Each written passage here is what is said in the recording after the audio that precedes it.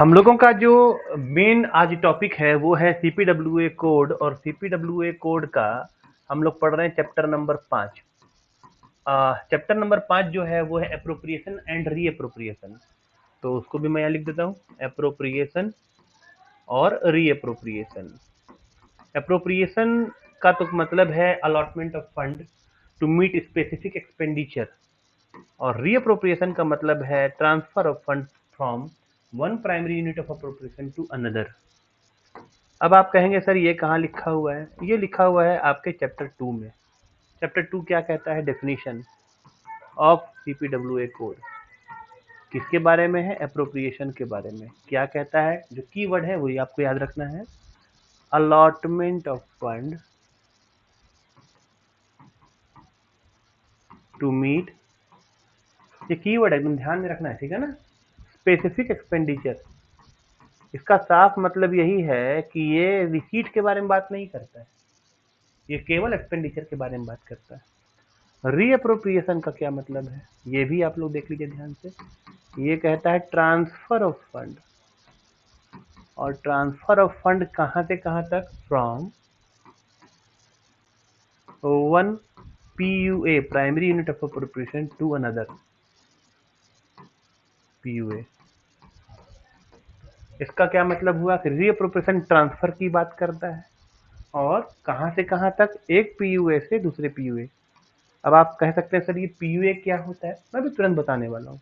लेकिन जैसे ही आप ट्रांसफर की बात करते हैं तो ये पीयूए लेवल पे जाता है। इसका ये भी मतलब निकलता है कि अप्रोप्रिएशन जो होता है उसमें allotment of fund to meet specific expenditure वो अप टू पीयूए लेवल होता है। मैं इसको डिलीट कर देता हूँ और फिर से मैं आपको दिखाता हूँ कि जब अप्रोप्रिएशन का मतलब होता है कि अलॉटमेंट ऑफ फंड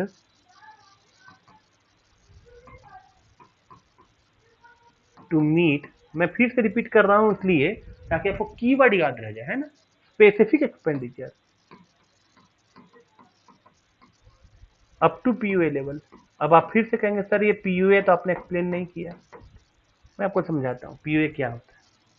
दरअसल 6 डिजिट का क्लासिफिकेशन जो होता है, उस 6 डिजिट के क्लासिफिकेशन को, 6 डिजिट नहीं सॉरी 15 डिजिट का, 6 टायर 15 डिजिट क्लासिफिकेशन जब कहते हैं, 6 टायर 15 डिजिट, उसमें से आपका जो मेजर हेड होता है वो 4 डिजिट का, माइनर हेड 3 डिजिट का, उसके बीच में सब मेजर हेड भी होता है।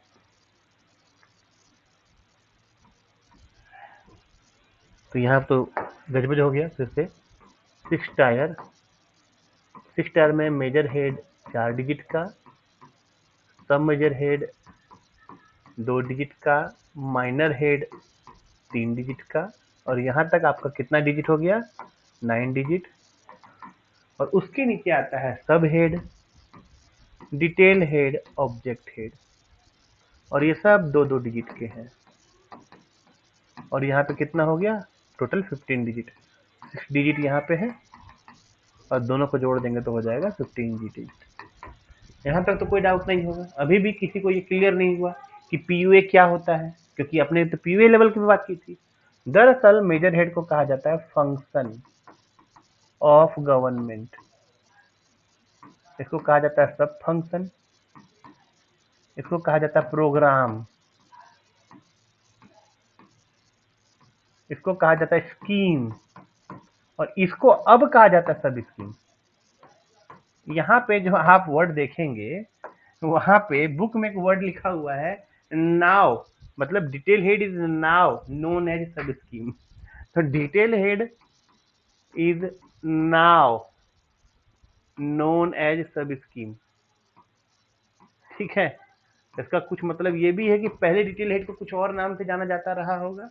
जी हाँ, पहले ये 6 टायर क्लासिफिकेशन ना होकर के 4 टायर क्लासिफिकेशन हुआ करता था।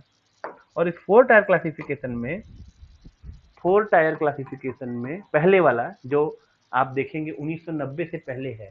1990 जब गवर्नमेंट अकाउंटिंग रूल आया उस समय ये 5 टायर क्लासिफिकेशन में कन्वर्ट हो गया। तो उसके पहले 4 टायर हुआ करता था, और मैंने अपनी आंखों से देखा है ये मेजर हेड जो हुआ करता था वो 3 डिजिट का होता था, सब मेजर हेड था ही नहीं, माइनर हेड 2 डिजिट का, सब हेड 2 डिजिट का, और डिटेल हेड 2 डिजिट का। तो कुल कितना हो गया, 3 और 6, 9 डिजिट हो गए। तो पहले 9 डिजिट था, मेजर हेड, सब मेजर हेड नहीं था, सिर्फ माइनर हेड, फिर सब हेड और फिर डिटेल हेड। और जो डिटेल हेड को कहा जाता था उसको कहा जाता था यूनिट ऑफ अप्रोप्रिएशन। क्या कहा जाता था, unit of appropriation. Detail head को यूनिट ऑफ अप्रोप्रिएशन। अब क्या हुआ कि ये जो डिटेल हेड को पहले यूनिट ऑफ अप्रोप्रिएशन कहा जाता था, ये इस वाले में अब डिटेल हेड को यूनिट ऑफ अप्रोप्रिएशन ना कहा करके ऑब्जेक्ट हेड को कहा जाता है प्राइमरी यूनिट ऑफ अप्रोप्रिएशन। और डिटेल हेड अब सब स्कीम के तौर पे जाना जाता है। तो पहले तो ये सब हेड था, यही स्कीम था, और डिटेल हेड था यूनिट ऑफ अप्रोप्रिएशन। अब स्कीम के नीचे सब स्कीम कर दिया गया। तो यहाँ पर जो जानने वाली बात है वो ये है कि जब आपको माइनर हेड का प्रोग्राम कहा जाएगा, जो आपने देखा है माइनर हेड बराबर प्रोग्राम, तो इसमें आपको मैं क्लियर करके बता दूं कि सब प्रोग्राम जैसा कोई चीज नहीं होता है। सब प्रोग्राम जैसा कोई चीज नहीं होता है। तो आपको एक बार फिर से सीक्वेंस याद करा दूं, वो कैसा होगा, फंक्शन, सब फंक्शन, प्रोग्राम, स्कीम, सब स्कीम और प्राइमरी यूनिट ऑफ अप्रोप्रिएशन। ये आपको याद रखना है। आई होप आप लोग इस बात को समझ गए होंगे। ये सब list of major and minor head के हिसाब से है। तो अब आपने समझा कि चैप्टर में आपको क्या बताया जा रहा है। चैप्टर में बताया जा रहा है कि ऑब्जेक्ट हेड के लेवल तक जा करके आपको डिवीजन में जो खर्चे करने हैं उसका क्या पैटर्न होगा। ठीक है, उस पैटर्न को समझने के लिए एक छोटा सा मैं आपको एक्सप्लेनेशन देता हूँ कि गवर्नमेंट अकाउंट जो होता है, गवर्नमेंट अकाउंट वो 3 पार्ट में है ना। पहला है कंसोलिडेटेड, दूसरा है कंटिंजेंसी, तीसरा है पब्लिक अकाउंट। इसको क्या कहा जाता है, इसको कहा जाता है 3 पार्ट ऑफ गवर्नमेंट। क्या कहा जाता है, 3 पार्ट। और ये आपको याद रखना है। दरअसल ये सब लोग याद रखते हैं, सबको पता है कंसोलिडेटेड होता है, कंटिंजेंसी होता है, पब्लिक अकाउंट होता है, पर उसको कहते क्या है, उसको पार्ट ऑफ गवर्नमेंट अकाउंट कहते हैं। और जब ये पार्ट होता है फिर ये फर्दर किसमें डिवाइड होता है, डिवीजन में। किसमें होता है, डिवीजन में। तो मैं आपको बता देना चाहता हूं कि आप लोग पार्ट के बाद क्या पढ़ रहे हैं, डिवीजन। और इसका डिवीजन क्या है, तो रेवेन्यू डिवीजन और कैपिटल डिवीजन। रेवेन्यू डिवीजन और कैपिटल डिवीजन। डिवीजन फिर किसमें बटा हुआ है बाद में, division further divided into section. किसमें, division further divided into section. तो part, then division, then section. अब देखिए डिवीजन कितना था, 2। कौन सा, रेवेन्यू और कैपिटल। रिसीट वगैरह नहीं है, ठीक है। ये कौन सा था, रेवेन्यू एंड कैपिटल। अब ये रेवेन्यू भी 2 सेक्शन में बटा हुआ है। कौन सा, रेवेन्यू रिसीट, रेवेन्यू एक्सपेंडिचर। समझ गए। और फिर कैपिटल जो है वो 3 सेक्शन में बटा हुआ कहलाता है। कौन सा, कैपिटल रिसीट, कैपिटल एक्सपेंडिचर और पीडीएलए को अलग सेक्शन माना जाता है। पीडीएलए मतलब public debt and loans and advances. ये पीडीएलए अलग सेक्शन है, लेकिन ये पार्ट है कैपिटल का, कैपिटल डिवीजन का। तो कुल कितने सेक्शन आपने देख लिए, 1, 2, 3, 4 और ये 5। इसमें क्या पीडीएलए ही शामिल है, आईएसएस यानी इंटर स्टेट सेटलमेंट शामिल नहीं है, और टी2सी शामिल नहीं, बिल्कुल शामिल है। आईएसएस भी शामिल है और टी2सी भी शामिल है। आईएसएस का हेड क्या है, आईएसएस का हेड है 7810 और इसका हेड है 7999। और ये जो 7810 हेड है ना, इसके बारे में एक रोचक बात मैं आपको बताता हूँ। दरअसल एक इंटर स्टेट सेटलमेंट नाम का, इंटर स्टेट सस्पेंस या सेटलमेंट जो भी होगा, नाम का एक हेड चलता है 8793। वो सब मैं आपको यहाँ दिखाने वाला हूँ इस वाले में, 8793। और ये भी इंटर स्टेट सेटलमेंट है। तो दोनों में क्या अंतर है, जब राज्यों का बंटवारा होता है तो 7810 यूज किया जाता है। मैं क्लीन करके दिखा देता हूँ। जब राज्यों का बंटवारा होता है, ठीक है, राज्यों का बंटवारा। अब राज्यों का बंटवारा से आपको क्या समझ में आएगा, जैसे कि बिहार का बंटवारा हुआ, झारखंड अलग बन गया, तो इसमें हर एक 2 राज्यों के बीच के बंटवारे के लिए एक अलग माइनर हेड ऑपरेट किया गया है। तो 7810 जो कि capital receipt, sorry capital expenditure का है, 7810 में ध्यान से सुन लीजिएगा, 7810 में एक माइनर हेड 125, जिसका नाम है बिहार एंड झारखंड।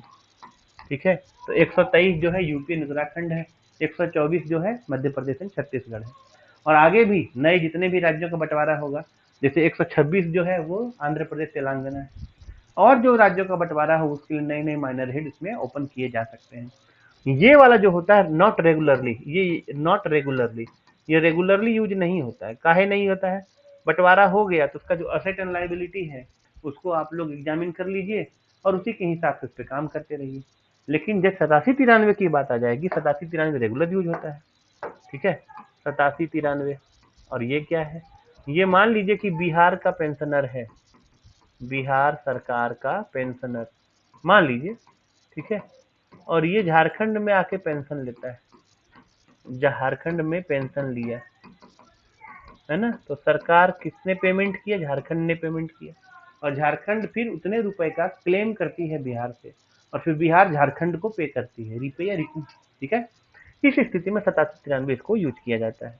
तो मामला मोटा मोटा ये समझ में आया होगा कि आपका पहले जो गवर्नमेंट अकाउंटिंग था उसमें किसमें डिवाइड था? पार्ट में। और कितने पार्ट थे? 3।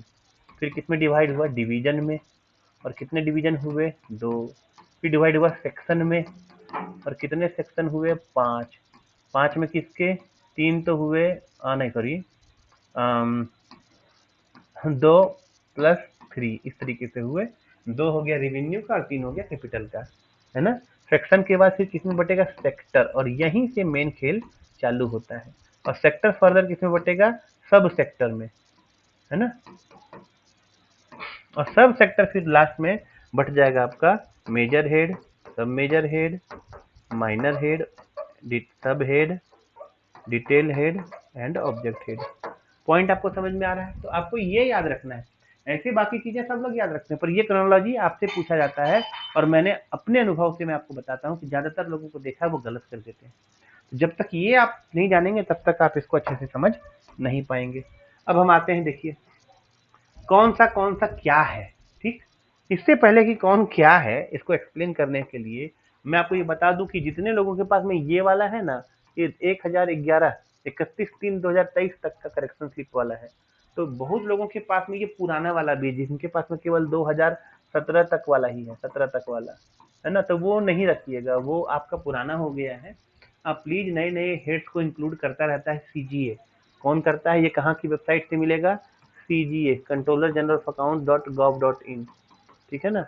तो इसका मतलब क्या हुआ कि आपको सीजीए की वेबसाइट पर अगर ये मिलता है तो इसका मतलब ये है कि ये जो करेक्शन स्लिप है ना, करेक्शन स्लिप कुछ नहीं है और कुछ नहीं, केवल इतना ही है कि इस करेक्शन स्लिप के माध्यम से कंट्रोलर जनरल ऑफ अकाउंट्स इसमें अपडेट करता है। जैसे संविधान का संशोधन किया जाता है उसको कहा जाता है कॉन्स्टिट्यूशनल अमेंडमेंट, और ये इसको कहा जाता है करेक्शन स्लिप। तो जैसे कॉन्स्टिट्यूशनल अमेंडमेंट का नंबर होता है 42वां संविधान संशोधन, ऐसे ये 1011वां करेक्शन स्लिप है, और इसके माध्यम से इसको संशोधित करके इस तरीके से लाया गया है। और भी बाद में 2023 में, जैसे कि अब तो 2024 चल रहा है, तो पिछले एक साल में इसमें और भी करेक्शन किए गए हैं। तो अगर किन्हीं के पास में वो एकदम अपडेटेड अवेलेबल होगा तो काइंडली वो मुझे प्रोवाइड कराएंगे, ठीक है। अब हम आते हैं पॉइंट पे, और पॉइंट क्या है कि सबसे पहले हमको देखना है कि आपके पास में क्या है। तो पार्ट है, 3 पार्ट। पहला पार्ट क्या है भैया? तो कंसोलिडेटेड फंड, है ना। और कंसोलिडेटेड फंड में जो रिसीट हेड है, ध्यान से सुनिएगा, ये जो रिसीट हेड है रेवेन्यू अकाउंट, राइट, ये आपका सेक्शन क्या है? ये आपका सेक्शन, ये देखिए है सेक्शन, ये है पार्ट। ये पूरा मिला दिया जाए तो इसको कहा जाता है डिवीजन, है ना। तो फिर से आप देख लीजिए, ये वाला कौन सा है? ये डिवीजन है। और ये वाला कौन सा है? ये है सेक्शन। सेक्शन के नीचे मैंने क्या बताया था? ये है सेक्टर। और ये वाला कौन सा है? सब सेक्टर। याद आ रहा है मैं आपको क्या बता रहा हूँ? यहाँ तक किसी को डाउट है तो आप लोग पूछिए, क्योंकि इसके आगे मैं बताऊंगा तो भी मैं कई दरवाजे खोलने लगूंगा। तो इससे पहले कि मैं दरवाजे खोलूं, आप लोग को अगर कोई डाउट है या मेरी आवाज क्लियर नहीं आ रही है या कुछ भी कहना, कोई कहिए, कहिए कहिए। किसी को भी कुछ पूछना है? नहीं? आगे बढ़ जाए, चलिए। देखिए, तो ये आपका डिवीजन, सेक्शन, सेक्टर, सब सेक्टर। जो आपका मेन क्वेश्चन पूछा जाता है वो क्या क्वेश्चन पूछा जाता है कि आपका जो ये सेक्टर है, ये वाला सेक्टर है, ये किससे डिनोट किया जाता है? ये अल्फाबेट से, और वो भी कैपिटल से। और सब सेक्टर किससे डिनोट किया जाता है? वो भी अल्फाबेट से, नंबर से नहीं। और ये कौन सा अल्फाबेट है? स्मॉल। समझ रहे हैं? तो ये क्वेश्चन कई बार पूछा गया कि सेक्टर किससे डिनोट किया जाता है? अल्फाबेट से, उसमें भी कैपिटल। और सब सेक्टर किससे डिनोट किया जाता है? अल्फाबेट से, उसमें भी स्मॉल। अब हम देखेंगे कि किसके कितने सेक्टर हैं और किसके कितने सब सेक्टर हैं और वो कैसे काम करते हैं। ठीक है, देखिएगा। सबसे पहले हम आ जाते हैं रिसीट हेड, रेवेन्यू अकाउंट। इस सेक्शन के, यहाँ इस सेक्शन के 3 सेक्टर हैं। कितने सेक्टर हैं? 3 सेक्टर। मैं नाम लिख देता हूँ, ध्यान से देख लीजिएगा। पहला है टैक्स रिवेन्यू, और ये ए है, ये देख लीजिए। बी है नॉन टैक्स रिवेन्यू, वो भी मैं आपको दिखा दूंगा। और सी है ग्रांट इन नीड। तो ये 3 सेक्टर है और आपको ये सेक्टर पूछे जाएंगे कि रिसीट, रेवेन्यू रिसीट जो सेक्शन है उसके कितने सेक्टर हैं। तो पहला टैक्स रेवेन्यू आपने देख लिया। अब मैं आपको दिखाता हूँ नॉन टैक्स रेवेन्यू और ग्रांट इन नीड। ये देख लिया टैक्स रेवेन्यू, ठीक है। अब यहाँ पे आप नीचे आइए, ये देखिए नॉन टैक्स रेवेन्यू आपने देख लिया बी, और ग्रांट इन नीड भी मैं आपको दिखा देता हूँ, सबसे लास्ट में आपको मिलेगा। ये देखिए सी ग्रांट इन नीड, है ना। अब आपको मैं इसके सब सेक्टर भी दिखाता हूँ, और सब सेक्टर क्या है वो देख लीजिए आप। जैसे आप टैक्स रिवेन्यू जाएंगे ना, टैक्स में आपको पता होना चाहिए कि टैक्स कितने तरह का होता है, और यहाँ से प्योर इकोनॉमी आपको मिलने लग जाएगा। ठीक है, तो इकोनॉमी कैसे मिलेगा आपको मैं एक्सप्लेन कर देता हूँ, देख लीजिए। देखिएगा, टैक्स कितने तरह का होता है तो आप लोग जानते होंगे कि 2 तरह का होता है। एक होता है डायरेक्ट टैक्स, एक होता है इनडायरेक्ट टैक्स। ये तो आप लोग जानते होंगे, है ना। डायरेक्ट टैक्स में जो सबसे बड़े बड़े 2 टैक्सेस हैं वो कौन से हैं? तो वो है इनकम टैक्स, और ये कॉरपोरेशन टैक्स। हम लोगों ने इसको इकोनॉमिक्स में पढ़ा था, सब लोगों को याद होगा। इनडायरेक्ट टैक्स में कौन सा बड़ा बड़ा है? एक है जीएसटी जो अब आ गया है, दूसरा है वैट जो छोटा है। इसके अलावा क्या और टैक्सेस नहीं होते? बिल्कुल होते हैं, बहुत सारे होते हैं। ठीक, तो अभी मैं आपको सारे टैक्सेस दिखाने वाला हूँ, राइट। तो अब आप देखिए इसके सब सेक्टर को। देखिए यहाँ पे टैक्स रिवेन्यू में पहला है जीएसटी, है ना। जीएसटी इस सब सेक्टर है, ए है जीएसटी। ये पहले नहीं था, ये 2017 से पहले नहीं था। तो जब 2017 वाला हम देखेंगे तो ये जो सेक्टर चालू होता है मेजर हेड, वो 0020 से चालू होता है, कॉर्पोरेशन टैक्स से। और ये जो taxes on income and expenditure था, ये दरअसल उस समय में ए हुआ करता था। समझ गए? 2017 के बाद जब जीएसटी को इंक्लूड किया गया, तब उसके बाद में इसमें और सारे मेजर हेड जोड़े गए, जैसे कि 5 से लेकर 9। क्योंकि ये पहला वाला ही ग्रुप है, इसीलिए इससे क्वेश्चन पूछे जाते हैं अक्सर। तो आपको ये याद रखना पड़ेगा कि 5 है सेंट्रल वाला, 6 है स्टेट वाला, 7 है यूटी वाला, 8 है इंटीग्रेटेड, मतलब जिसमें कि स्टेट और सेंट्रल दोनों के ही शेयर शामिल है, और 9वां जीएसटी टैक्स कंपेंसेशन सेशन। ये क्या है मैं आपको एक्सप्लेन करता हूँ।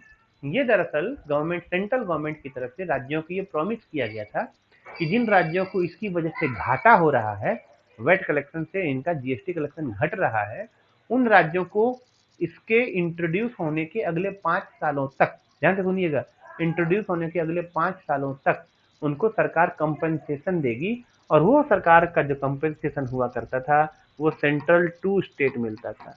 तो अब वो शायद 5 साल खत्म हो गया है या होने वाला है, आप इसको एक बार चेक कर लीजिएगा। तो अब ये 009 जो है, 0009, वो अब उतना ऑपरेट नहीं होता है। ठीक है, हाँ पूछिए ना, पूछिए। हाँ, हाँ तो वो पुराना वाला था। निश्चित तौर पे, निश्चित तौर पे, निश्चित तौर पे, निश्चित तौर पे। यही तो मैं आपको बता रहा हूँ कि इसीलिए तो सबसे पहले मैंने ऊपर दिखाया करेक्शन स्लिप, ताकि आप देखिए कि वो 31/3/2023 तक का है, और अब 31/3/2024 भी गुजर गया है। तब तो करेक्शन स्लिप 10,111 के बाद भी करेक्शन स्लिप आ गए होंगे। और मैंने देखा 10,23 करेक्शन स्लिप भी मैंने देखा है, और मैंने इसको यहाँ पे अपलोड नहीं किया है। पॉइंट ये है कि आपको ये समझना होगा कि हमेशा अपडेट होता रहता है। ठीक है, और जो 6 टायर है कि 5 टायर, लोग मुझसे इसके लेकर के भी मैंने बहस कर लेते हैं कि सर गवर्नमेंट अकाउंटिंग रूल में तो 5 टायर लिखा हुआ है, यहाँ पे 6 टायर पढ़ा रहे हैं, इसका आधार क्या? आधार ये है list of measurement manner head, जो आपके सिलेबस में है, और इसीलिए सिलेबस में इंक्लूड किया गया कि अपडेट होता रहता है हमेशा। तो आज ये जिस पोजीशन में है, दरअसल ये उसी पोजीशन में एप्लीकेबल है, ओल्ड पोजीशन में नहीं। ओल्ड को भूल जाइए। यहाँ तक कि 1011 से अगर कोई नया अपडेट आ गया है और जो आज में एग्जिस्ट नहीं करता है, मान लीजिए कि 1023 में ये 4 के 5 हेड एग्जिस्ट नहीं करते हैं, तो नहीं करते हैं, तो आज नहीं करते हैं, समझ गए? क्योंकि ये 1023 वाले में भी है, इसीलिए मैं इसको ले रहा हूँ कि कोई प्रॉब्लम नहीं है। लेकिन अगर मान लीजिए कि मुझे 100% पता चल जाए कि पहले वाला कोई हेड जो अब हट गया है, तो मैं आपको वही बताऊंगा कि भाई अब हट गया है, लेटेस्ट अपडेट रही आप, समझ गए? चलिए, तो कॉर्पोरेशन टैक्स हो गया। Taxes on income he income tax है, ठीक है, अदर देन कॉर्पोरेशन। तो ये है टैक्सेस ऑन इनकम, यही है इनकम टैक्स 0021 सबसे पॉपुलर। फिर ये जो आप देखेंगे ना कॉर्पोरेशन और 0021, ये सब सेंट्रल गवर्नमेंट के टैक्स है। जब यहाँ पे टैक्सेस ऑन एग्रीकल्चर इनकम आइएगा ना, तो ये स्टेट गवर्नमेंट का है। अब आप कह सकते हैं कि सर ये स्टेट गवर्नमेंट का टैक्स और सेंट्रल गवर्नमेंट का टैक्स है, ये आप कैसे तय कर रहे हैं? दरअसल ये जो स्टेट लिस्ट और सेंट्रल लिस्ट होता है ना, आप जानते हैं कि नहीं? स्टेट लिस्ट यूनियन थी आपका संविधान में है, यूनियन लिस्ट और state list and concurrent list, याद है ना? तो ये जो सब लिस्ट आते हैं वो सब कहाँ पे दिया गया है? शेड्यूल 7 में, याद है? संविधान के 7वीं अनुसूची में दिया गया है। तो वहीं से ये तय होता है कि कौन सा टैक्स का कलेक्शन कौन कलेक्ट करेगा और किसके पास अल्टीमेटली क्रेडिट होगा। क्लियर है? यहाँ पे होटल रिसीट टैक्स होती है, मजेदार टैक्स है, समझे? वो वाला इंटरेस्ट टैक्स है ना, fringe benefit tax, other tax on income and expenditure. मेरा पॉइंट अभी इन टैक्सेस को डिटेल में पढ़ाना नहीं है, मेरा पॉइंट ये बताना है कि आपको ये समझना होगा कि गवर्नमेंट अकाउंटिंग में कौन से टैक्सेस हैं, केवल वही नहीं जो आप जानते हैं। जैसे कि फ्रिंज बेनिफिट टैक्स आप नहीं जानते होंगे, लेकिन फिर भी है, तो इसका मतलब ये है कि इससे भी कलेक्शन आते हैं। एक और मैं बात बता दूं, किसी एक हेड से बहुत ज्यादा कलेक्शन आ रहा है, किसी और एक हेड से केवल 1 रुपए का कलेक्शन आ रहा है, तो भी वो हेड एग्जिस्ट करेगा। पॉइंट समझ रहे हैं? ये नहीं है कि सर इसे तो माइनर कलेक्शन है, 1 या 5 रुपए का है, इसको क्यों रखा जा रहा है, ऐसा नहीं है, वो हेड एग्जिस्ट करेगा। Taxation property capital and other transaction, ठीक है, वो ये वाला जो है, ये अलग अगला सब सेक्टर है। मैं क्या बोल रहा हूँ, ये क्या है? सब सेक्टर। और सेक्टर क्या है? सेक्टर है tax income, tax revenue, sorry, है ना? यह है सेक्टर। और इसका सब सेक्टर क्या है? Taxes on property capital and other transaction. उसमें लैंड रेवेन्यू स्टेट गवर्नमेंट का है, land revenue, stamp duty, registration fee state government का, मिसलेनियस टैक्स रिसीट भी स्टेट गवर्नमेंट का, टैक्सेस ऑन वेल्थ भी स्टेट गवर्नमेंट का। अब देखिए सिक्योरिटी ट्रांजेक्शन टैक्स, ये क्या है पता है आपको? ये जब आप शेयर मार्केट की खरीद बिक्री करते हैं ना, शेयर बाजार, है ना, ये सेंट्रल गवर्नमेंट का। Taxes on immovable property other than agricultural land, समझ रहे हैं आप? इमूवेबल प्रॉपर्टी का मतलब ये हुआ कि आपने मकान बनाया, होल्डिंग टैक्स लग रहा है, तो ये नगर पालिका लेती है, लेकिन हेड तो रहेगा ना। पॉइंट समझ में आई बात, है ना? चलिए नेक्स्ट में आते हैं। देखिए taxes on commodities and service other than goods and service tax, उसमें कमोडिटी ट्रांजेक्शन टैक्स है, कस्टम ड्यूटी है, ये तो आप लोग जानते हैं, आयात निर्यात कर, आयात, है ना, excise, central excise, state excise, इस पर तो अपनी पोस्ट ही बनती है एसएससी की। टैक्स ऑन सेल्स, अब यहाँ वेट भी कहीं होगा, duty, taxes on duties and electricity, goods and passengers, ये है रेलवे में, ठीक है, व्हीकल्स, ये जब आप गाड़ी परचेज करते हैं, सेल ट्रेड एक्सेट्रा। तो कुल मिलाकर के मेरा जब बताने का था कंसेप्ट वो यही था कि आपको ये दिखना है कि टैक्स इनकम कितने, सर्विस टैक्स, तो ये है जीएसटी, ना जीएसटी नहीं, वैट भी कहीं होना चाहिए था, वैट था लेकिन अब नहीं है, समझ रहे हैं? तो मेरा पॉइंट ये है कि जो अब नहीं है वो अब नहीं है, सिंपल समझिए। आगे देख लेते हैं नन टैक्स रिवेन्यू में, और ये टैक्स बहुत बड़ा है, नन टैक्स रिवेन्यू का जो एरिया है वो टैक्स रिवेन्यू से ज्यादा बड़ा है, हालांकि टैक्स रिवेन्यू से इसमें पैसे कम आते हैं, समझ गए? अब नन टैक्स रिवेन्यू को क्या देखेंगे? पहला है फिजिकल सर्विस, ठीक है, फिजिकल सर्विस का मतलब होता है वित्तीय, वित्तीय का मतलब क्या होता है? फिजिकल मतलब वित्तीय नहीं, फाइनेंशियल मैंने वित्तीय होता है, फिजिकल का मतलब मौद्रिक, मौद्रिक नीति, समझे, या मौद्रिक सेवा, ठीक है। तो ये मौद्रिक सेवा क्या है? माने नोट छापो, सिक्के छापो, टकसाल में ढालो, समझ गए? Other physical services, interest receipt, dividend profit, interest receipt.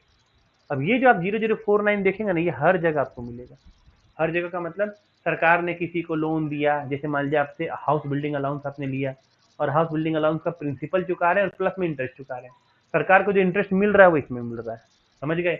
ऐसे ही सेंट्रल गवर्नमेंट स्टेट गवर्नमेंट को लोन देती है और बदले में स्टेट गवर्नमेंट जो लोन चुकाती है, स्टेट गवर्नमेंट जो इंटरेस्ट पेमेंट करती है वो पेमेंट 2049 में करती है, सेंट्रल गवर्नमेंट को जो पैसे मिलते हैं वो 0049 में मिलते हैं, इंटरेस्ट का पैसा। प्रिंसिपल का पैसा वहीं से जहां से उसको दिया गया है, प्रिंसिपल में कोई हेड का चेंज नहीं आता है, इंटरेस्ट केवल इसी के लिए होता है। और ये जो हेड है 0049, इसी तरीके से मैं आगे और भी हेड दिखाऊंगा, किसी एक इंडिविजुअल या पर्टिकुलर डिपार्टमेंट को रिलेट नहीं करता। उदाहरण के तौर पे इनकम टैक्स केवल इनकम टैक्स डिपार्टमेंट को रिलेट करता है, इनकम टैक्स कोई और डिपार्टमेंट ऑपरेट कर सकता है? जवाब है नहीं, समझ रहे हैं। लेकिन कुछ ऐसे हेड हैं जो इंडिपेंडेंट है, उसको कोई भी ऑपरेट कर सकता है, उसी में एक पहला आता है 0049, वो है इंटरेस्ट रिसीट। ऐसे ही आगे जो जो हेड ऐसे आते चले जाएंगे, जिसको कोई एक इंडिविजुअल डिपार्टमेंट ऑपरेट ना करके एक साथ कई डिपार्टमेंट ऑपरेट करते हैं, उन हेड्स को आपको याद रखना पड़ेगा। I am forcefully saying it again, उन हेड्स को जिसको एक से ज्यादा डिपार्टमेंट ऑपरेट करते हैं आपको याद रखना पड़ेगा, ठीक है। आगे आ जाते हैं अदर नॉन टैक्स रिवेन्यू। अब जो आप अदर नॉन टैक्स रिवेन्यू देख रहे हैं, समझ रहे हैं, ये भी आपका सब सेक्टर है। आई एम टेलिंग यू, ये आपका सब सेक्टर है और सब सेक्टर में ये जनरल सर्विस जो आप देख रहे हैं। अब मजेदार बात ये है कि जो ये आप जनरल सर्विस देख रहे हैं ना, ये वाला है ना, ये जीएस है और ये उसके बाद में आपको मिल जाएगा general service, social service, economic service, ये तीनों सर्विस आपको यहाँ पे मिल जाएंगे। और आप क्या पढ़ रहे हैं? रिवेन्यू पढ़ रहे हैं। और रिवेन्यू में किस लेवल पे है? लेवल पे है सब सेक्टर लेवल पे। आप देख रहे हैं, पॉइंट मेरा ये बताने का है कि जो आपने यहाँ पे नॉन टैक्स रिवेन्यू के सब सेक्टर में देखा, यानी कि इसका सेक्टर क्या था? इसका सेक्टर था non tax revenue. Non tax revenue का क्या था? सेक्टर। और उसके सब सेक्टर में आपने क्या देखा? General service, social service, economic service. जो यहाँ पे सब सेक्टर का रोल प्ले कर रहा है वही आपके रेवेन्यू एक्सपेंडिचर में सेक्टर का रोल प्ले कर रहा है। ऐसा क्यों हुआ? ऐसा इसलिए हुआ क्योंकि आप आगे देखेंगे कि कुछ हेड ऐसे हैं जिसमें कि एक्सपेंडिचर कम है, उन हेड को मिला दिया गया, क्लब कर दिया गया है। और उसका एग्जाम्पल मैं आपको देने वाला हूँ, उन हेड को क्लब कर दिया गया। सबसे इंपॉर्टेंट एग्जाम्पल एजुकेशन में है। आप देखिएगा, मैं आपको एजुकेशन का एग्जाम्पल दूंगा, दिखाऊंगा, और जो कि आपके चैप्टर 5 में भी है सीपीडब्ल्यू कोड के, वहां पे आप इसको देखेंगे कि कई सारे हेड को क्लब कर दिया गया है। तो रेवेन्यू एक्सपेंडिचर में जो मेजर हेड में है वो कैपिटल एक्सपेंडिचर में सब मेजर हेड में है, 01, 02, 03, 04, इस तरीके से। आप देखिए, इसको मैं आपको एक्सप्लेन करता हूँ। फिलहाल आपको यहाँ समझ में आ रहा होगा कि यहाँ पे ये सेक्टर में नहीं है, यहाँ पे सब सेक्टर में है। यही आगे जा करके रेवेन्यू एक्सपेंडिचर में सेक्टर में चला आएगा, ठीक है। तो आप देखिए जनरल सर्विस में कौन सा आता है। अच्छा, कुछ लोगों ने मुझसे ये भी पूछा है कि सर ये जो क्लासिफिकेशन होता है किस आधार पे किया गया, क्या रैंडम सिलेक्शन है कि कोई इसका इंपॉर्टेंट रोल है? मैं आपको एक्सप्लेन करता हूँ, ध्यान सुनिएगा। जनरल सर्विस में वैसे सर्विस आते हैं जो गवर्नमेंट का की फंक्शन है, गवर्नमेंट का की फंक्शन है। की फंक्शन का मतलब ये हुआ कि गवर्नमेंट की इसके बिना कल्पना ही नहीं की जा सकती है, या कोई प्राइवेट इस चीज को ऑपरेट नहीं कर सकता है। उदाहरण के तौर पे पब्लिक सर्विस कमीशन, क्या कोई प्राइवेट रख सकता है? क्या कोई प्राइवेट अपना पुलिस रख सकता है? क्या कोई प्राइवेट, अच्छा प्राइवेट का मतलब मैं एक इंडिविजुअल की बात नहीं कर रहा हूँ, मैं कंपनी की बात कर रहा हूँ।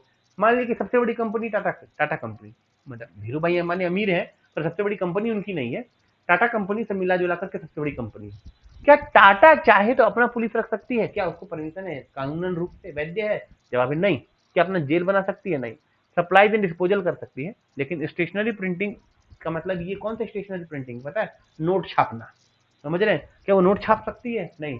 क्या वो चेक बुक छाप सकती है? नहीं। ये वो है, ठीक है। पब्लिक वर्क्स पीडब्ल्यूडी, ये वो वाला हेड है जो मैंने आपको 0049 में दिखलाए थे, ये वाला।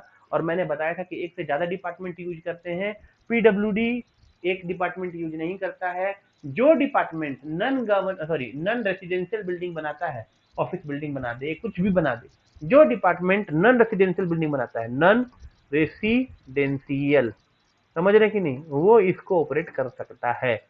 तो पीडब्ल्यूडी के कई डिपार्टमेंट हैं जो 0059, 2059, 4059 को ऑपरेट करते हैं। तो मैं आपको आगे दिखाने वाला हूँ। 0070 भी वही हेड है जिसको कि कई सारे डिपार्टमेंट ऑपरेट करते हैं। यहाँ तो ये भी लिखा हुआ है अदर एडमिनिस्ट्रेटिव सर्विसेज में कि अगर आपको ये ना पता हो कि इस रिसीट को कहाँ लेना है, तो आप चुपचाप से 0070 में ले लीजिए, समझ गए। ऐसे ही एक्सपेंडिचर की बात होती है कि 2070 में आप एक्सपेंडिचर बुक कर सकते हैं अगर आप नहीं जानते हैं कि उसका प्रॉपर हेड कौन सा है।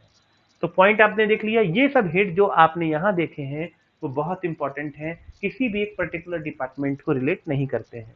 आगे बढ़ जाते हैं 0075 मिसलेनियस जनरल सर्विस, ये भी है, ठीक है।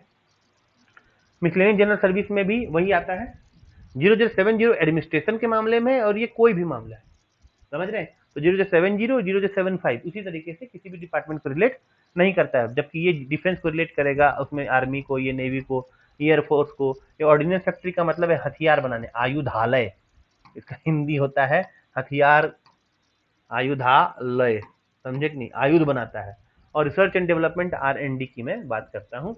अब यहाँ आ जाते हैं 0202 एजुकेशन में, जिसके बारे में आपको एक्सप्लेन करने वाला था। ये हालांकि रिसीट वाले में नहीं है, ये वाला एक्सपेंडिचर में। पॉइंट ये है कि क्या ये किसी पर्टिकुलर मिनिस्ट्री को शो नहीं करता है, रिलेट नहीं करता है? बिल्कुल करता है। अब देखिए आप यहाँ पे एजुकेशन मिनिस्ट्री को, मेडिकल को, फैमिली वेलफेयर जो होता है उसके लिए तो वुमेन्स वेलफेयर के लिए अलग डिपार्टमेंट ही बनाया गया है। वाटर सप्लाई जो है, सैनिटेशन, वो drinking water and sanitation division है, ये भी पीडब्ल्यूडी का पार्ट है। हाउसिंग तो है ही। तो ये सब जो आप हेड देख रहे हैं ये सब पीडब्ल्यूडी में ऑपरेट होते हैं। 0215 इसका जो एक्सपेंडिचर होगा, 2215, 4215 और 6215। उसी तरीके से इसका है 2216, 4216 और 6216। ये सब हाउसिंग है। अर्बन डेवलपमेंट में आपका जो भी मिनिस्ट्री ऑफ अर्बन डेवलपमेंट में सीपीडब्ल्यूडी आता है वो इसी में आता है, समझ रहे हैं कि नहीं। वो पीडब्ल्यूडी वाले हेड में नहीं आता है, इसमें आता है 20217 में। खैर, इन्फॉर्मेशन एंड पब्लिसिटी में आता है दूरदर्शन, ब्रॉडकास्टिंग में भी वही आता है, ठीक है। इसमें न्यूज़पेपर्स वगैरह भी आते हैं, एनआईए आता है, राइट। लेबर एंड एम्प्लॉयमेंट में आप जानते हैं लेबर लॉज होते हैं, और लेबर की जितनी भी रिसीट होती है, लेबर सेस खासकर पीडब्ल्यूडी में जो लेबर सेस लिया जाता है, पीडब्ल्यूडी में जो बिल बनता है, बिल में रिकवर होता है लेबर सेस, रिकवर होता है, क्या होता है, लेबर सेस। तो जो लेबर सेस रिकवर किया जाता है वो 1% किया जाता है, वो 1% रिकवरी 2020 में ली जाती है। मैं आपको एक एक हेड इसलिए बता रहा हूँ ताकि आप ये समझें कि कौन कौन सा हेड ऐसा है जो आपको पढ़ना है, याद रखना है। हेडिंग में मैंने छोड़ दिया था जनरल सर्विस के बाद मैंने सोशल सर्विस दिखाया था। जनरल सर्विस के बारे में मैंने ये बताया था कि वो गवर्नमेंट का की फंक्शन है। सोशल सर्विस में ऐसा नहीं है, सोशल सर्विस में प्राइवेट भी कर सकता है और गवर्नमेंट भी कर सकती है। तो सोशल सर्विस का नेचर ऐसा है कि गवर्नमेंट प्लस प्राइवेट, आपको उसमें दोनों ही फील्ड देखने को मिलेंगे। उदाहरण के तौर पे आप प्राइवेट स्कूल भी देख सकते हैं, प्राइवेट हॉस्पिटल भी देख सकते हैं। फैमिली वेलफेयर के लिए तो कई सारे एनजीओ काम करते हैं, वाटर सप्लाई एंड सैनिटेशन के लिए भी कई सारे प्राइवेट ऑर्गेनाइजेशन काम करते हैं, हाउसिंग घर बनाए जाते हैं, अर्बन डेवलपमेंट में भी प्राइवेट। अच्छा, कहेंगे आप अर्बन डेवलपमेंट में प्राइवेट कौन सा काम करता है? मैं आपको पहले बता दूं कि नगर पालिका ये कोई गवर्नमेंट बॉडी नहीं मानी जाती है। तो नगर पालिका जो होती है वो प्राइवेट बॉडी मानी जाती है, ठीक है। आगे देख सकते हैं इन्फॉर्मेशन एंड पब्लिसिटी, सरकारी न्यूज चैनल भी हैं तो प्राइवेट भी हैं। उसी तरीके से ब्रॉडकास्टिंग में भी है, उसी तरीके से रेडियो भी है, सरकारी प्राइवेट भी है, न्यूज़पेपर भी सरकारी प्राइवेट भी है। लेबर में केवल सरकारी लेबर नहीं खटवाती, आप खुद भी घर में अपना काम लगवा सकते हैं। Social security and welfare and other social services में ये सब जो आते हैं वो आप देख सकते हैं, ऐसे सर्विसेज हैं जो सरकारी भी कर सकता है, प्राइवेट भी कर सकता है। इसी वजह से इसको सोशल सर्विस माना गया है। जनरल सर्विस में मैंने क्लियर कर दिया है कि वहां पे आपको केवल और केवल कोर सरकारी वाला ही मिलेगा। इकोनॉमिक सर्विस क्या है? इकोनॉमिक में भी सरकारी और प्राइवेट दोनों ही काम कर सकते हैं, लेकिन ये सरकार का की फंक्शन नहीं है। माने ये अगर सरकार न भी रखना चाहे तो कोई प्रॉब्लम, माने उसके गवर्नमेंट होने के टैग पे कोई प्रॉब्लम नहीं आएगा। सरकार फिर भी ये पब्लिक वेलफेयर के लिए रखती है और कुछ अपने रेवेन्यू जनरेशन के लिए, माने पैसे कमाने के लिए, ठीक है। तो यहाँ पे मैं आपको दिखा दूं, ये इकोनॉमिक सर्विस जो है ये भी गवर्नमेंट का भी है और प्राइवेट का भी है, और इसका पर्पस क्या है? पैसा कमाना, समझ रहे कि नहीं।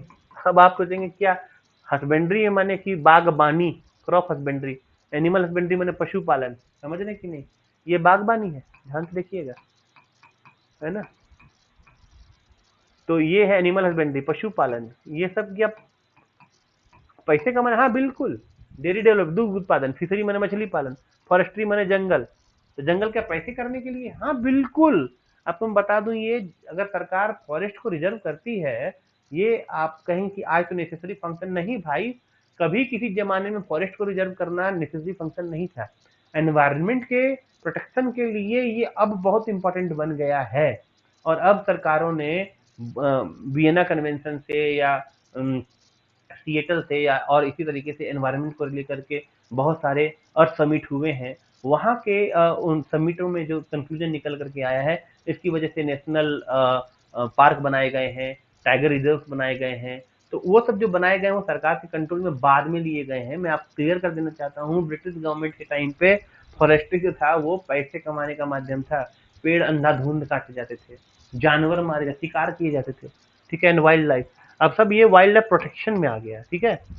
पहले ऐसा नहीं था, ये प्रोटेक्शन का मामला पहले नहीं था, अब ये प्रोटेक्शन का मामला है। एनवायरमेंट का, प्लांटेशन मतलब पौधारोपण, ठीक है। ये जो आपका फॉरेस्ट होता है ना, मैंने आपको एक बात और बताया होगा कि सरकार जो पीडब्ल्यूडी का एजी के पास में जो अकाउंट्स आते हैं, एजी के पास जो अकाउंट्स आते हैं वो 3 सोर्सेस से आते हैं बेसिकली। पहला है पीडब्ल्यूडी से, दूसरा है फॉरेस्ट से, और तीसरा है ट्रेजरी से। अब पीडब्ल्यूडी में जो पीडब्ल्यूडी के जितने सारे हेड हैं, एक तो हेड है नहीं पीडब्ल्यूडी के, जैसे कि 2059 का हेड है, अभी तक आपने देखा 2215 आपने देखा drinking water and sanitation, 2216 housing भी इसी में आता है, समझ रहे कि नहीं। इसके अलावा आप आगे भी देखेंगे पीडब्ल्यूडी के दूसरे हेड भी ऑपरेट किए जाते हैं, ठीक। फॉरेस्ट का केवल एक ही हेड है, वो 406 है, 406 ये वाला। और ये हेड आपको याद रखना है, क्योंकि ये आपको अकाउंट कोड वॉल्यूम 3 में पढ़ना है, और आपका ही तो सर इंपॉर्टेंट पार्ट है अकाउंट कोड वॉल्यूम 3, और आपका ये सिलेबस का इंपॉर्टेंट पार्ट है कि नहीं, फॉरेस्ट वाला, फॉरेस्ट अकाउंट। तो आपको ये ध्यान में रखना है कि आपको ये पढ़ना ही होगा, आप इससे बच नहीं सकते, समझ गए। तो कुछ हेड ऐसे हैं जो कि आपके सिंगल हेड हैं, और उसमें आपको वो पढ़ने ही पड़ते हैं। अब आगे देख लीजिए, पीडब्ल्यूडी के और सारे हेड इसमें आपको मिलेंगे, ठीक है। हालांकि ये इकोनॉमिक सर्विस है, लेकिन मैं फिर बता रहा हूँ ये पीडब्ल्यूडी उसको ऑपरेट करती है। कौन से हेड ऑपरेट करती है, इसमें एक 515 होगा, ये वाला हेड ऑपरेट करती है। इसके रूरल वर्क डेवलपमेंट आरडब्ल्यूडी के डिवीजन है झारखंड में, के डिवीजन है झारखंड में, समझ रहे हैं। एक ये हेड ऑपरेट करती है, तीनों इरिगेशन के सारे डिवीजन। अब मैं सब बात कर रहा हूँ किसकी, पीडब्ल्यूडी की। ये सब क्या है, पीडब्ल्यूडी के डिवीजन है, समझ रहे हैं। तो इरिगेशन में major irrigation 700, medium irrigation 701, minor irrigation 702, ये सब पावर, फिर वो नहीं, पावर ऑपरेट नहीं करता, ये इलेक्ट्रिसिटी दरअसल, इलेक्ट्रिसिटी। ये पेट्रोलियम तो आप जानते हैं, कोयला है। Non conventional source of energy का मतलब है सोलार, विंड, ठीक है, और टाइडल, ये सब है, ठीक है। विलेज और स्मॉल इंडस्ट्रीज है वो भी पीडब्ल्यूडी ऑपरेट नहीं करती। इंडस्ट्री आप जानते हैं। ये जो आप देख रहे हैं ना, नॉन फेरस मटेरियल्स, ये बहुत इंपॉर्टेंट है, और ये पीडब्ल्यूडी में रिकवरीज में काम आता है। उदाहरण के तौर पे मान लीजिए कि अगर आप बिल्डिंग बनवाते हैं, तो बिल्डिंग बनवाएंगे तो आपको बिल्डिंग में कौन सी चीजें लग जाएंगी, ध्यान से देखिएगा। बिल्डिंग में कौन सी चीजें लगने वाली हैं, तो आपको बिल्डिंग में लगने वाला है रॉड। रॉड तो आप मार्केट से परचेज करते हैं। सीमेंट, ये भी कंपनी बनाती है, लेकिन जो कंपनी नहीं बनाती वो बनाती चिप्स, ठीक है, जिसको बोलते हैं गिट्टी, है ना। और सैंड, जिसको बोलते हैं बालू। और जब आप गिट्टी और बालू खरीदेंगे ना घर बनाने के लिए, उस समय में सरकार आपसे टैक्स लेती है। नदी से बालू उठाने के दौरान सरकार टैक्स लेती है। पहाड़ों को तोड़ करके गिट्टी बनाई जाती है तब सरकार टैक्स लेती है। वो सारे टैक्सेस इसी में आते हैं 0853 में। नन फेरस माइनिंग, फेरस का मतलब होता है लोहा, है ना। तो अलौह जिसको बोलते हैं, अलौह माने जो लोहा नहीं है, उसकी माइनिंग और मेटलर्जिकल इंडस्ट्री में जो भी पैसे लिए जाते हैं, जैसे कि गिट्टी और बालू, लोहा नहीं है, वो सब के सब इसी में आता है 0853 में। तो कुछ पॉइंट आप लोग को समझ में आ रहा है कि कौन से हेड में आपको हाईलाइट कर रहा हूँ। अच्छा, आप लोग को लोड नहीं लेना कि एकदम से याद रखना ही है, मैं केवल आपको इंडिकेट करने के लिए ये सब बता रहा हूँ, ठीक है। इंडियन रेलवे फिर आप देख लीजिए, उसमें कुछ खास नहीं है कि आपको इसे पूछा ही जाएगा। सिविल एविएशन वो है जो एयरपोर्ट वाला है, एयरपोर्ट, लेकिन ये भी आपका पीडब्ल्यूडी ऑपरेट नहीं करता है। पीडब्ल्यूडी कौन सा ऑपरेट करता है, रोड, है ना, रोड बनाता है ना, याद कीजिए, रोड। तो रोड के लिए रिसीट का है 1054 प्लस 2000, मतलब क्या हो गया 3054 प्लस 2000, अब क्या हो गया 5054। तो ये 1054 आपको रोड दिखेगा, रोड डिवीजन पे, समझे कि नहीं। तो अब आपको कुल मिला के मामला समझ में आ रहा है कि बाद में भी आपको दिख सकते हैं। इनलैंड वाटर ट्रांसपोर्ट अब आ गया, हालांकि पीडब्ल्यूडी ऑपरेट नहीं करती है। मोदी सरकार ने क्या किया है कि कई नदियों में, खासकर गंगा में, पटना से लेकर के सॉरी हल्दिया कोलकाता से लेकर के इलाहाबाद तक, और नॉर्थ ईस्ट की भी कुछ नदियां हैं, वहां पे इसमें बोट चलवाया है। बोट, BOAT होगा ना, हाँ ठीक है। तो ये इनलैंड वाटर ट्रांसपोर्ट में आएगा। अदर ट्रांसपोर्ट सर्विसेज, पोस्टल, डाकघर इसमें, टेलीकम्युनिकेशन, BSNL इसमें, ठीक है। एटॉमिक एनर्जी 14 से, ये सब आपको पूछता नहीं है, इसलिए मैं आपको पहले बता दूं कि आपको इसको लेकर के टेंशन लेने की जरूरत नहीं है। पूछेगा आपको दरअसल वही जिसका अकाउंट या हेड AG के पास में आता है। तो मैं आपको ये सब जो हेड जो मैंने स्कोर किया है वो सब के सब PWD, फॉरेस्ट और या ट्रेजरी ऑपरेट करते हैं, तो वहां से जो अकाउंट आता है AG के पास में, वो सभी हेड आपसे पूछे जाते हैं। पूरा का पूरा list of major and minor head याद करना असंभव है, आप लोग उसको याद नहीं करेंगे। लेकिन वो हेड जो कि AG फ्रिक्वेंट यूज करती है, वो सारे के सारे हेड आप लोगों को याद करने चाहिए। ग्रांट इन एड, जो कि आपको पता है कि तीसरा सेक्टर है ग्रांट इन एड, ठीक है, उसमें रिसीट वाला है। उसमें grant in aid from central government, central government जब स्टेट को पैसा देती है 1601 में स्टेट गवर्नमेंट उसको लेती है। एक्सटर्नल ग्रांट का मतलब है जब विदेश से पैसा मिलता है, विदेशी मदद, समझ रहे। ग्रांट का मतलब ही मदद है। और एड मटेरियल का क्या मतलब है, इसका मतलब बहुत खास है। दरअसल आपको किसी भी हेड में मॉनेटरी वैल्यू पुटअप करना है, पर कई बार ऐसा होता है कि विदेश से या सरकार की तरफ से पैसा न मिल करके सीधे सामान मिल गया। मान लीजिए कि विकलांग बच्चों के लिए व्हील चेयर मिल गया, व्हील चेयर बहुत सारा मिला, मान लीजिए एड में मिल गया, है ना। और कितने मिल गए, 40,000 मिल गए, 40,000 यूनिट, मैंने 40,000 रुपए नहीं, 40,000 यूनिट। अब एक व्हील चेयर की कीमत अगर 3,000 रुपए भी लगा लें, तो 40,000 यूनिट की 3,000 गुना कर देंगे, समझ रहे कि नहीं। तो कितना हो जाएगा, 4×3 12, और उसमें 1 2 3 4 5 6 7, 1 2 3 4 5 6 7, तो कितने हो गए टोटल, हो गए 5 7 12 करोड़ रुपए, समझ रहे। 12 करोड़ रुपया इसको इसमें 1606 में लेना पड़ेगा। पॉइंट ये है कि इसमें एड मटेरियल मटेरियल के रूप में आया है, कैश के रूप में नहीं। उसके बावजूद भी आपको इसको कैश के रूप में इंडिकेट करना पड़ता है। तो ये अभी तक हम लोगों ने देखा रेवेन्यू रिसीट के बारे में, 3 इसके थे सेक्टर। एक्सपेंडिचर में अब मैंने पहले ही बता दिया था कि वहां जो आपके सब सेक्टर में था, general service, social service, economic service और फिर ग्रांट इन एड, वो यहाँ सेक्टर में कन्वर्ट हो गया। आप इसको देख सकते हैं, यहाँ का सेक्टर कौन सा है, ये देखिए जनरल सर्विस, फिर आ गया सोशल सर्विस, वो भी नीचे में आपको मिल जाएगा, ये देखिएगा सोशल सर्विस अभी आपको मिलेगा, ये देखिए सोशल सर्विस। अब इसके जो सब सेक्टर हैं वो आपको इंपॉर्टेंट हैं और आपको ध्यान में रखने हैं। हालांकि ये याद नहीं करने हैं, इससे क्वेश्चंस नहीं पूछे जाते हैं कि सोशल सर्विस के कितने सब सेक्टर हैं, लेकिन मुझे ये बताना जरूरी था कि आप इसको देख लें। फिर इकोनॉमिक सर्विस सी हो गया और ग्रांट यूनिट हो गया डी, देख रहे हैं आप, ग्रांट यूनिट हो गया, ये देखिए यहाँ पे सबसे लास्ट में है, ये ग्रांट यूनिट डी है, और उसके बाद में फिर कैपिटल एक्सपेंडिचर आ जाता है ना। तो पॉइंट मेरा डिस्कशन का आप लोगों ने समझ लिया होगा। मैं वो बातें बता रहा था जिसमें कि आपको ये समझना चाहिए कि किस तरीके से सेक्टर का सब सेक्टर में और उसके आगे उसका बंटवारा हुआ है, ठीक। मैंने आपको ये भी बताया कि कौन ऐसा हेड है जो किसी डिपार्टमेंट को रिलेट नहीं करता है, वो एक से ज्यादा डिपार्टमेंट उसको यूज कर सकते हैं, और फिर वहां पर वो चीज आपको आपके एग्जाम पॉइंट ऑफ व्यू से इंपॉर्टेंट हो जाती है, ठीक। तो इसके आगे का जो पार्ट है वो मैं आपको कल दिखलाऊंगा, क्योंकि मैं एक हेड के ऊपर में डिस्कशन कर रहा हूँ। तो आपको कल कल की क्लास नहीं होगी शायद, अगली क्लास आपको बुधवार की होगी, तो मैं आपको बुधवार को ये चीज दिखाऊंगा कि इसमें आगे इसको कैसे काम करते हैं। फिलहाल मेरा इंस्ट्रक्शन ये है कि आप लोग केवल अपनी सरसरी निगाह से अपने list of major and minor head में जो से मैंने हाईलाइट किया था, वैसे आप लोग केवल हाईलाइट कर लीजिए, ठीक है, कि कौन कौन सा पोर्शन है, कौन कौन सा सेक्टर है, कौन कौन सा सब सेक्टर है। जब आप अपने पीडीएफ में अपने खुद हाईलाइट कर लेंगे, तो फिर आप मुझसे कुछ क्वेश्चंस पूछने के लिए एलिजिबल हो जाएंगे, ठीक। तो आई होप आप लोग को यहाँ तक समझ में आया होगा। मैं रिकॉर्डिंग बंद कर रहा हूँ, आप लोग को जो पूछना है पूछ सकते हैं।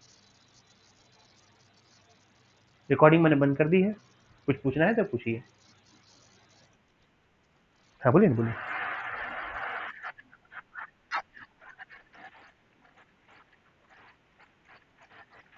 हम्म। हाँ तो रेसिडेंशियल हो गया ना क्वार्टर, और उसकी उसकी बुकिंग 0059 में नहीं होती, उसकी बुकिंग 0216 में होती है। हाँ। और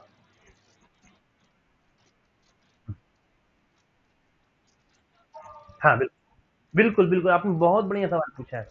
वो इसीलिए क्योंकि देखिए ना, अब जैसे मैं छोटी-सी बात एग्ज़ाम्पल आपको देता हूँ।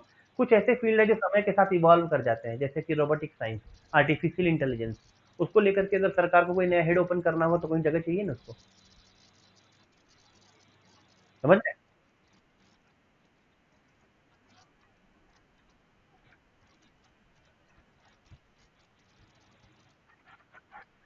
नहीं, ऐसा नहीं है। यहाँ पे स्टेट यूनियन कंकरेंट का कोई बँटवारा नहीं है। यहाँ पे कि कोई भी ट्रांज़ैक्शन हो, चाहे पैसा लीजिए, चाहे पैसा दीजिए, उसको किसी न किसी हेड में डालना होगा, है ना? इसीलिए हेड खाली रखे जाते हैं कि कोई नया फ़ंक्शन, क्योंकि आपका गवर्नमेंट का फ़ंक्शन, प्रोग्राम, एक्टिविटी, अगर कोई नया एक्टिविटी चालू हो जाए, कोई नया फ़ंक्शन चालू हो जाए, उसको कहीं न कहीं जगह देने के लिए उसको जगह खाली रखा जाता है।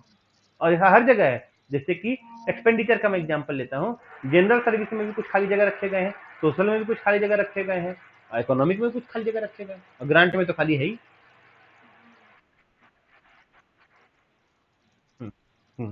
एक्चुअली में क्या हुआ ना कि एक आरटीआई में ट्रेनिंग हो रही थी, वहां मुझसे एक बहुत बुजुर्ग ने सवाल पूछा जो लगभग रिटायर ही होने वाले थे। तो मैंने उनको जवाब दिया तो वो काफी खुश हुए और बहुत अपलॉड किया उन्होंने। उन्होंने कहा कि मैंने लाइफ टाइम कितने ही लोगों से क्वेश्चन पूछा, सेम क्वेश्चन, पर किसी ने जवाब नहीं दिया। अच्छा है रिटायरमेंट के पहले आपने मुझे बता दिया। तो खैर यही बात है। और कुछ? तो आप आपको क्या बोल रहे हैं? हाँ, मैं अपने गाँव जा रहा हूँ। ठीक है? तो हाँ, बोलिए, बोलिए, बोलिए।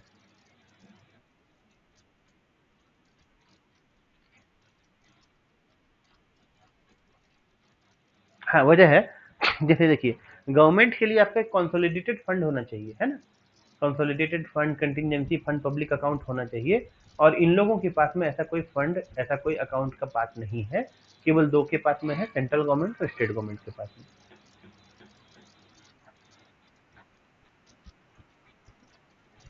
बिल्कुल, बिल्कुल। स्टैट्यूटरी बॉडी सारे नॉन गवर्नमेंट कहे जाते हैं। उदाहरण के तौर पे आप पूछिए बीएसएनएल क्या है? गवर्नमेंट है? नहीं, वो नॉन गवर्नमेंट है। गवर्नमेंट कंपनी है वो एक अलग बात है, लेकिन है नॉन गवर्नमेंट। नहीं, नहीं, नहीं, नहीं, नहीं, बिल्कुल नहीं। उनको सैलरी 7 पे कमीशन से थोड़ी मिलती है। बैंक के सारे एम्प्लॉय गवर्नमेंट एम्प्लॉय थोड़ी कहलाते हैं। गवर्नमेंट बैंक का मतलब गवर्नमेंट ओन्ड बैंक है, गवर्नमेंट नहीं है। जैसे आप एक बात समझिए, फाइनेंशियल क्राइसिस तो आज तक भारत में नहीं लगा है ना। फाइनेंशियल इमरजेंसी लग जाएगा उस दिन सबसे पहले उन लोग की तनख्वाह कटेगी। पता है? वो कंपनियां हैं, कभी भी बंद हो सकती है। क्या आपको इस बात का डर है कि एजीओ फिर कभी बंद हो जाएगा? कोई बैंक को हमेशा डर रहता है, कोई भी बैंक कभी बंद हो सकता है, किसी में कभी भी मर्ज हो सकता है। हमारा आपस में मर्जर होता है, अकाउंट ऑडिट मर्ज होगा, हट जाएगा, सिविल ऑडिट, लोकल ऑडिट मर्ज होगा, लेकिन एजी ऑफिस को ये डर नहीं है कि उसको सीजीए के साथ मर्ज कर दिया जाएगा। हम लोग संवैधानिक निकाय हैं, हम लोगों को कुछ करने के लिए संविधान में संशोधन करना पड़ेगा।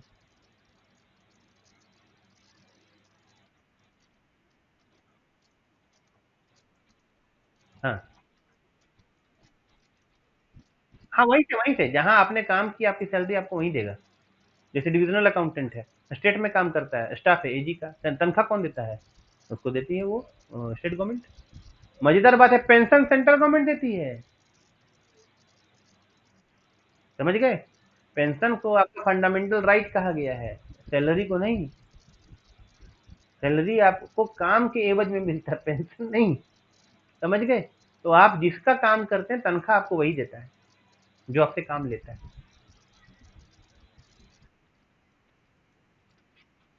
सब प्राइवेट, प्राइवेट नहीं कहेंगे, non government, non government. Private नहीं कहेंगे, इसलिए क्योंकि गवर्नमेंट फंड यूज करते हैं।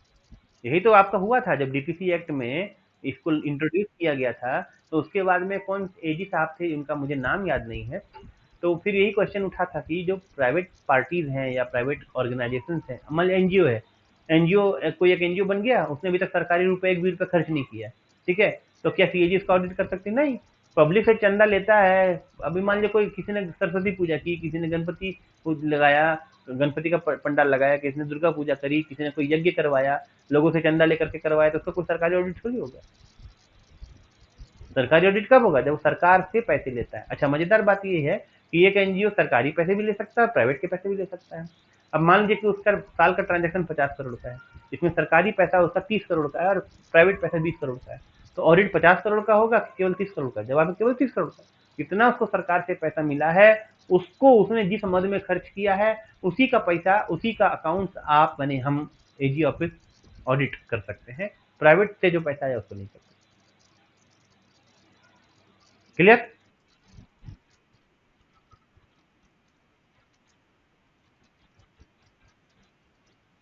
हाँ हाँ हाँ हाँ हाँ हाँ हाँ, वो है। बिल्कुल बीपीसी एक्ट में है, उसमें है, बिल्कुल है। जब हम लोग उस पर जाएंगे तो हम डिस्कस कर लेंगे। ठीक है। तो होप आप, आपकी आज की क्लास आप लोग को ठीक ठाक लगी होगी। बोलिए ना, बोलिए।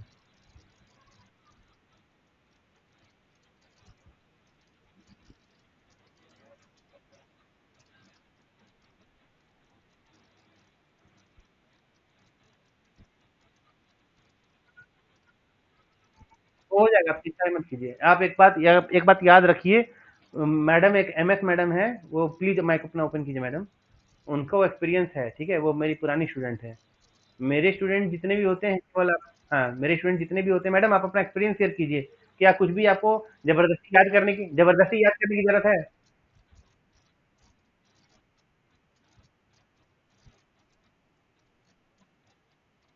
हाँ,